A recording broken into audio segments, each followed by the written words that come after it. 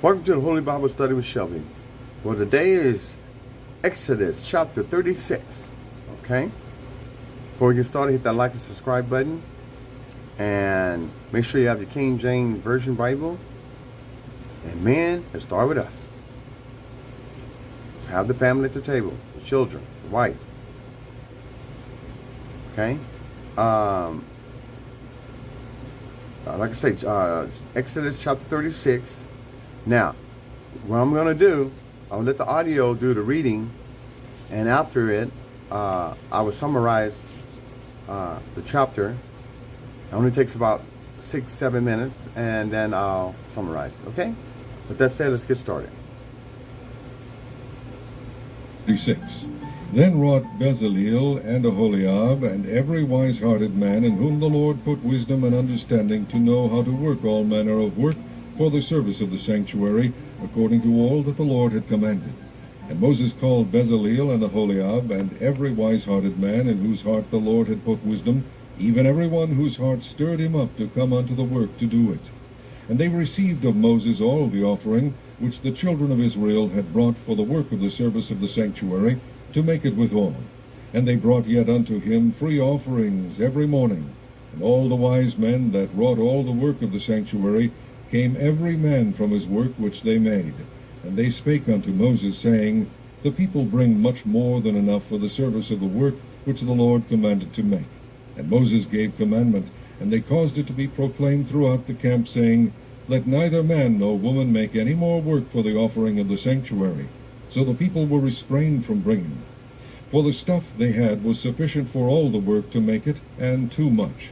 And every wise-hearted man among them that wrought the work of the tabernacle made 10 curtains of fine twined linen, and blue, and purple, and scarlet. With cherubims of cunning work made he them. The length of one curtain was 20 and 8 cubits, and the breadth of one curtain 4 cubits. The curtains were all of one size. And he coupled the 5 curtains one unto another, and the other 5 curtains he coupled one unto another. And he made loops of blue on the edge of one curtain from the selvage in the coupling. Likewise he made in the uttermost side of another curtain in the coupling of the second. 50 loops made he in one curtain, and 50 loops made he in the edge of the curtain which was in the coupling of the second. The loops held one curtain to another. And he made 50 taches of gold, and coupled the curtains one unto another with the taches. So it became one tabernacle. And he made curtains of goat's hair for the tent over the tabernacle. 11 curtains he made them. The length of one curtain was 30 cubits, and 4 cubits was the breadth of one curtain. The 11 curtains were of one size. And he coupled 5 curtains by themselves, and 6 curtains by themselves. And he made 50 loops upon the uttermost edge of the curtain in the coupling, and 50 loops made he upon the edge of the curtain which coupleth the second. And he made 50 taches of brass to couple the tent together, that it might be one.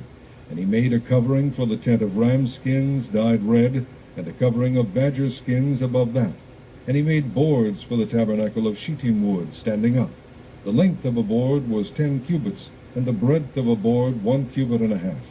One board had 2 tenons equally distant one from another. Thus did he make for all the boards of the tabernacle.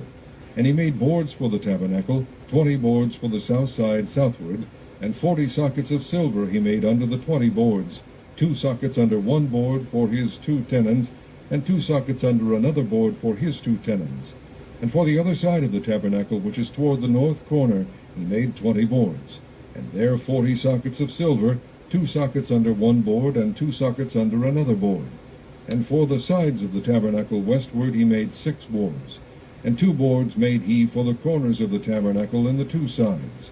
And they were coupled beneath, and coupled together at the head thereof to one ring. Thus he did to both of them in both the corners.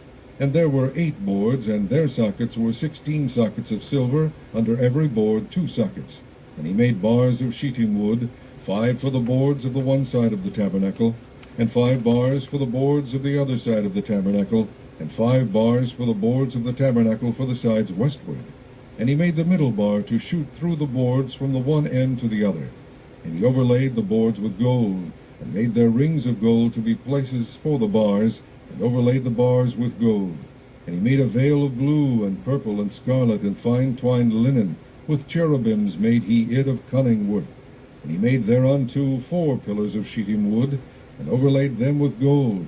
Their hooks were of gold, and he cast for them 4 sockets of silver. And he made an hanging for the tabernacle door of blue and purple and scarlet and fine twined linen of needlework, and the 5 pillars of it with their hooks, and he overlaid their chapiters and their fillets with gold, but their 5 sockets were of brass. Chapter 37. Now, okay, so you see that they're God putting His wisdom in them how to build this tabernacle. Okay, now on your own time, just kind of Google a picture of what it might have looked like back then, this tabernacle, because you gotta understand they were still in the wilderness when they was making this.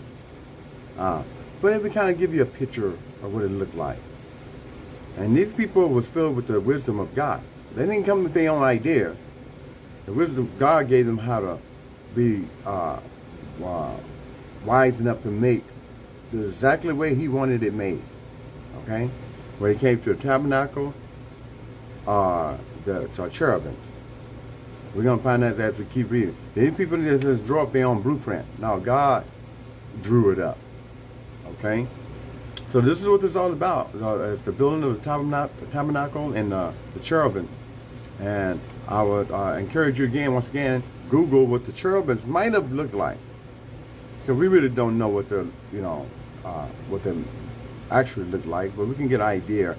Yeah, we have people saying that the cherubim is this country and it's in this country. No, I tell you in Revelation exactly where the cherubim is with God.